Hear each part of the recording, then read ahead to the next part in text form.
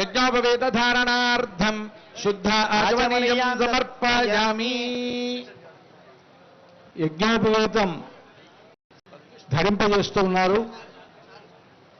ఆ యజ్ఞోపవీతాన్ని మీ అందరికి కూడా దర్శింపజేస్తారు.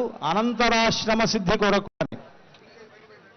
అనంతరాశ్రమం అనంటే ఇప్పటి వరకు బ్రహ్మచారిగా ఉండేటువంటి రామచంద్రుడు ఇప్పుడు తర్వాత ఉండేటువంటి గృహస్థాశ్రమంలోకి ప్రవేశించబోతున్నాడు కనుక ఆ గృహస్థాశ్రమ సిద్ధి కొరకు ఇక్కడ యజ్ఞోపవీతాన్ని ధరింపజేస్తూ ఉన్నారు. ఆ యజ్ఞోపవీత పూజ జరిగినది. యజ్ఞోపవీతాన్ని అర్చక స్వాములు మీ అందరికీ కూడా దర్శింపజేస్తున్నారు. స్వామివారికి ఆ యజ్ఞోపవీతాన్ని ధరింపజేస్తారు. అంతా సేవించండి.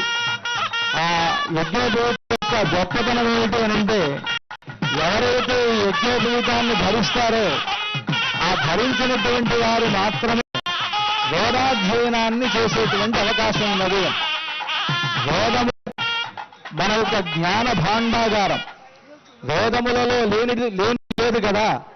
ఆ వేదము అనేటువంటిది అధ్యయనం చేయడానికి యజ్ఞోపవీతాన్ని ధరించాలి అని. దానికి పేరే యజ్ఞోపవీతం అని.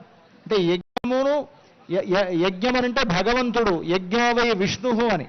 కనుక విష్ణుస్వరూపమైనటువంటిది ఆ యజ్ఞోపవీతం.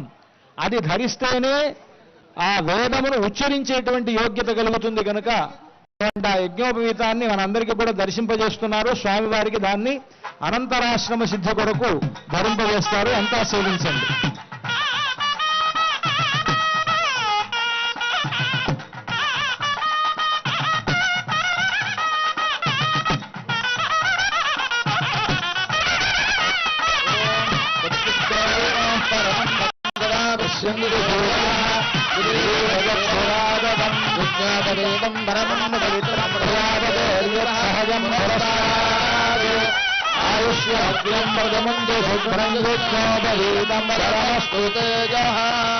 సువర్ణ యజ్ఞోపవీతాన్ని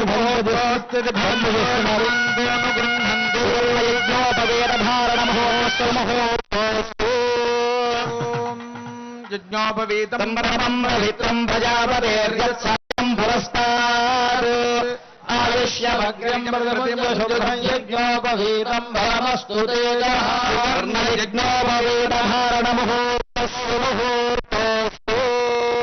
యజ్ఞోపవీతాన్ని ధరింపజేశారు.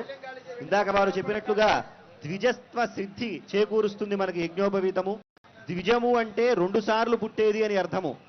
ద్విజము అంటే 2 సార్లు అంటే ఏది పుడుతుంది? 2 సార్లు అంటే పక్షి గుడ్డు నుంచి ఒకసారి పుడుతుంది, గుడ్డుగా పుడుతుంది, గుడ్డు నుంచి మళ్ళా పుడుతుంది.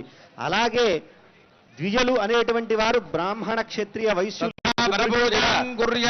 పేరు.